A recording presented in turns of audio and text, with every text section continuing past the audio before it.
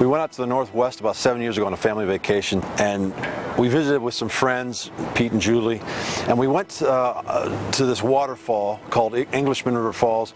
It was about 75 feet tall. We climbed up the top of this fall, and just as we were coming up over the top of the fall, I saw a guy literally jump off the cliff back down to the water below. Pete was over talking to the other guy, and while his back was turned to me, I started telling myself, it's just 2 steps and you're over the edge. And I took my shirt off, just 2 steps, and I began to take my shoes off, just 2 steps, and I took my socks off, and then I took the 2 steps.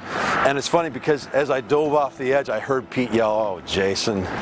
Just about the time I came up, Pete came over the edge as well. I always get a kick when I think about Pete up there ripping his clothes off, mad at me as he dives over the edge.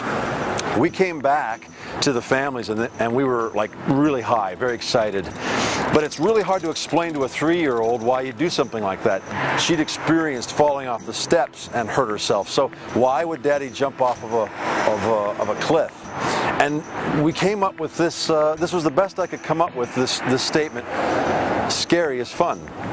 I told her, sometimes scary is fun. And she got that. The next day we were at a water park. We were in a pool. We're at one end of the pool. The other end has a huge diving board, and then it also has this other little diving board about 3 feet off the water.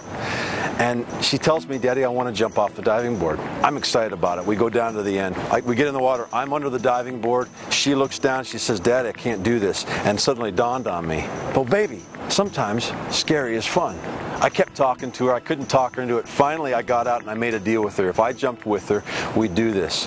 We climbed out to the edge of the diving board again. We took those 2 steps, went into the water. It was absolutely amazing. But what I'd like to tell you is that she came out of the water and she knew it was the right decision. But the fact is she came out of the water gasping for air, and with this look of terror in her eyes, you knew that she thought this was the biggest mistake she'd ever made.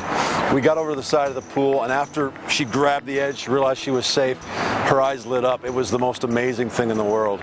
And you know what was awesome for me is I got to be involved in every aspect of that jump. I got to be her catalyst, her friend, her savior, her dad.